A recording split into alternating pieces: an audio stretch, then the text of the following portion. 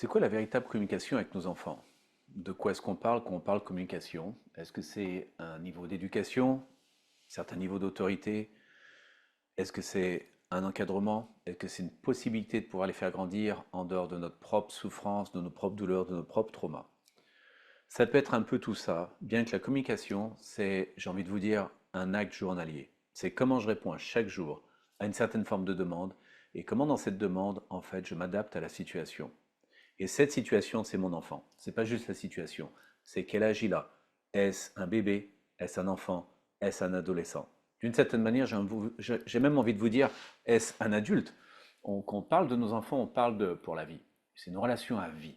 Qu'on soit en monoparental, ou toujours en couple, ou en famille recomposée, ou en famille décomposée. On est toujours parent de l'enfant que nous avons eu, que nous avons désiré avoir, que nous avons souhaité avoir, que nous avons véritablement projeté.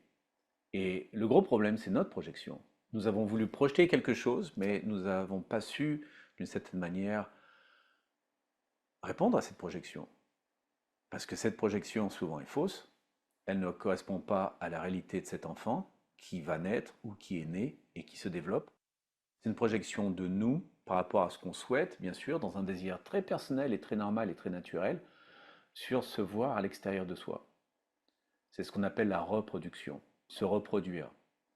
C'est ce qu'on appelle être dans cette capacité de vouloir évoluer à travers ce qui nous reproduit, et bien sûr, on met tous nos rêves, toutes nos aspirations dans nos enfants. Là aussi, c'est un peu une erreur, parce que bien qu'on est là pour les soutenir dans leur développement, être un encadrement qui leur permet de mieux apprendre en évitant certaines erreurs, d'une certaine manière, en même temps, ils ne sont pas nos désirs et ils ne sont pas nos projections, ils ne devraient pas l'être.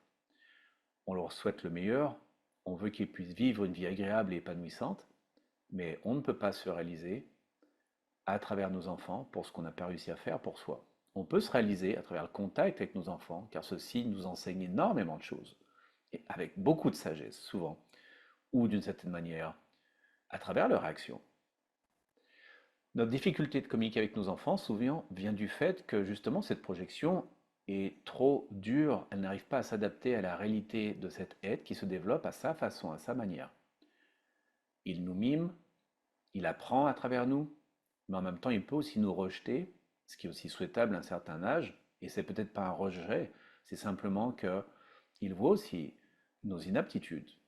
On n'est pas juste Dieu et déesse toute notre vie, on devient aussi faillible, humain, fragile, et notre enfant va être témoin de cette évolution dans sa perception de notre être.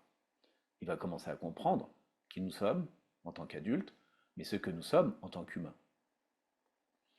L'apprentissage de la communication avec nos enfants passe par notre apprentissage de notre communication avec nos parents ou de nos parents à nous-mêmes, mais aussi de nous à nous-mêmes, et bien évidemment de pouvoir se laisser un espace entre nous et notre enfant et considérer notre enfant comme un être et non pas juste notre enfant. Il ne nous appartient pas, nous en sommes responsables jusqu'à un certain point et en même temps, nous ne sommes pas responsables de tout.